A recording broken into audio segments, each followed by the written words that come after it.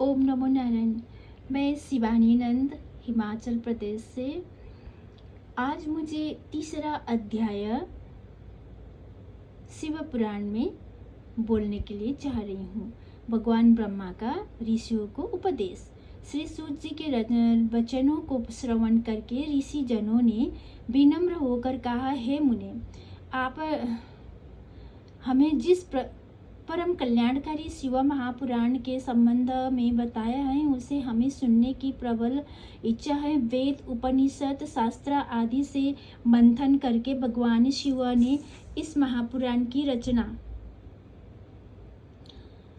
की है। हे सूत जी, आप हमें इस पुराण को सुनाने की कृपा करें। सूत जी ने भगवान शिव के चरणों में बारंबार नमस्कार किया और शिव भक्ति शेष ओत प्रोत होकर ऋषि जनों से कहा, है ऋषि सरयो, भगवान शिव के प्रति आपकी इस भक्ति को देखकर मुझे महान प्रसन्नता है। मैं आप लोगों की इच्छा के अनुसार शिव महापुराण को आपके सम्मुख वर्णन करता हूँ। यह महापुराण परम दुर्लभ है, समस्त ज्ञान की खान है। इसमें वेदों का निचोड़, भक्ति, ज्ञान और वैराग्य तीनों का ही संपूर्ण वर्णन है। हे ऋषियों, जब कल्पों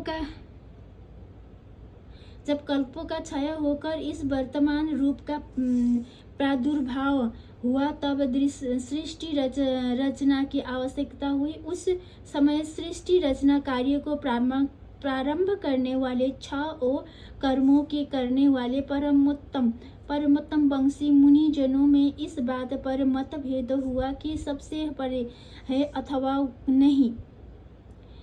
आपस में जब वे किसी भी निर्णय पर न पहुंच सके तो लोग मिलकर इसका निपटाकर कराने के लिए भगवान ब्रह्मा जी के पास गए।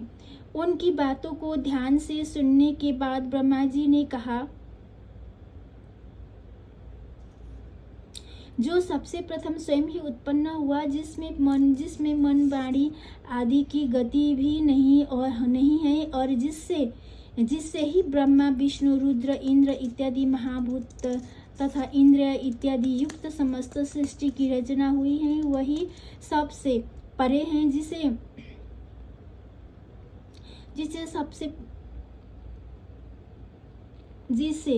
सबसे परे कहते हैं वे ही भगवान शिव हैं। भगवान शिव परम भक्ति से ही सृष्टिगत होते हैं। उनके दर्शनों को समस्त देवता सदैव लालायित रहते हैं। वे ही संसार के प्राण हैं। शिव भगवान की भक्ति से ही उनके प्रसाद की प्राप्ति होती है। हे मुनियों, जिस प्रकार बीज से वृक्ष और वृक्ष से बीज प्राप्त होता है, उसी प्रकार आप उनकी महिमा को जानो। आप भगवान शिव को प्रसन्न करने के लिए सहस्त्र वर्ष तक दीर्घ यज्ञ करें। इस यज्ञ के करने से आप पर शिवजी की कृपा होगी। आपके प्रश्न का उत्तर प्राप्त होगा। आपको साध्य और साधन का अमोघ ज्ञान प्राप्त होगा। ब्रह्मा जी के वचन सुनकर मुनि जनों ने कहा, हे पितामह, आप कृपा करके हमें साध्य और साधन का ज्ञान कराए। तब ब्रह्मा जी बोले, इस लोक में साध्य शिवपद और साधन शिव चरणों की उपासना है। शिवोपासना को साधन बनाने वाले साधक को चाहिए कि वह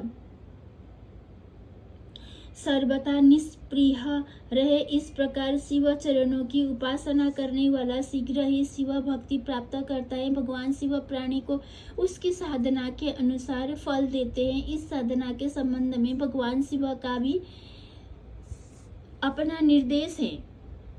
उसके अनुसार कानों से सुनने, मुख से कहना और मन से मनन करने का रहता तीनों की ही क्रिया साधन है। देवादिदेव महादेव परम कीर्ति वाले हैं। वे सदैव श्रवण करने, वर्णन करने तथा मनन करने योग्य है। अतः साधन को चाहिए कि वह शिव भक्ति में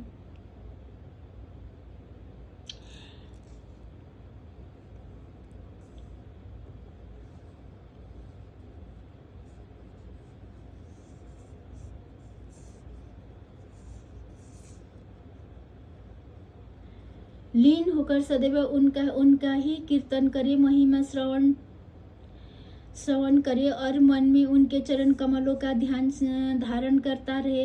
इस श्रेष्ठ साधना द्वारा ही प्राणी अपने साध्य शिव चरणों को प्राप्त कर सकता है। शिव चरण प्राप्त करने के पश्चात प्राणी को किसी वस्तु की चाह नहीं रहती है।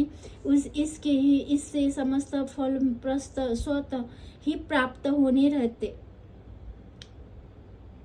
बुद्धिमान जन पहले गुरुमुख से शिव महिमा को श्रवण करते हैं, फिर गुरुमुख से